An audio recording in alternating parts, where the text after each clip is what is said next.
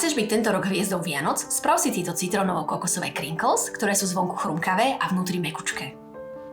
Do misy presypeme trstinový cukor, pridáme nastrúhanú kôru z biocitróna,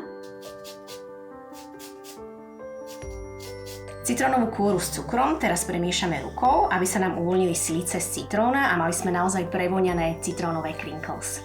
Pridáme na kucky nakrájané zmäknuté maslo a vyšľaháme mixérom. Pridáme jedno vajce a prešľaháme mixérom. Pridáme citrónovú šťavu a sypke ingrediencie, štipku soli, strúhaný kokos a preosiatú múku s kypriacím práškom do pečiva.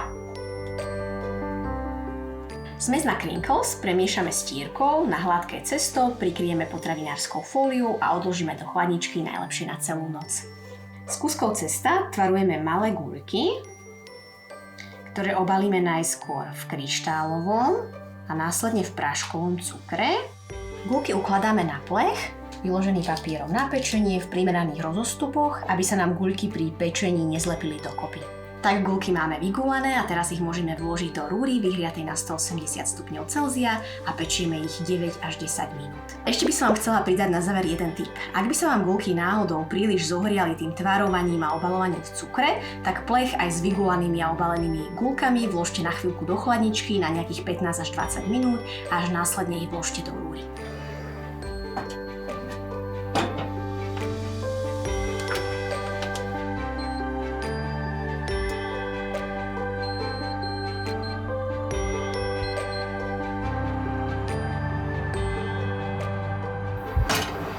Tak prvú várku crinkles máme hotovú, poďme ich ochutnať.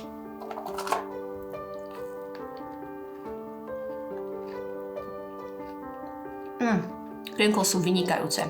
Zvonku chrumkavé a vnútri mekučké, tak ako to máme radi. Ja sa budem veľmi tešiť, ak túto kombináciu citrónu a kokosu vyskúšate tieto Vianoce aj vy a dáte mi vedieť v komentári pod receptom, ako sa vám podarili.